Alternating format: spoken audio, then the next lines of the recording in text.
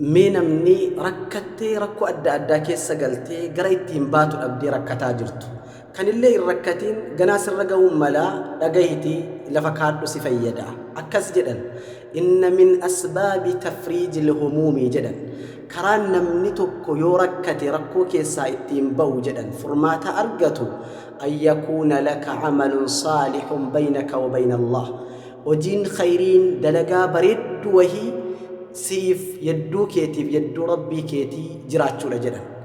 kan nam tokko sirraa hin beekne rabbi tokkicha malee hattaa laa ya'lamuhaa ahluka fi baytik hattaa beetasabni kan kee goddinyaan kee eenyunu kan sirraa hin beekne rabbi tokkichi beeku qofa qabaachuu qabda jedhan gaafa rakkattee bakka dhattu dhabdee gaafa lafti kun ballina ishee wajjin sitti dhiphatte maal jettee kadhatta yaa rabbi in kuntu camiltu dhalika ibtigaa'a wajhik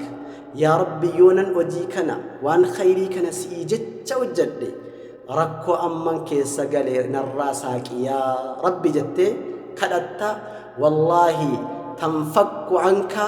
sirraa saaqama achumaan rabbi takkattuu sii birmata hojii khayriidhaan rabbitti tawassula ta'uun sunnaadha kanaaf hojii khayrii tokko dhoksaatii rabbi keessan biraa qabaadha itti gammaddu gaafa rakkattan kana dhaamsa kiyya nasihaadha.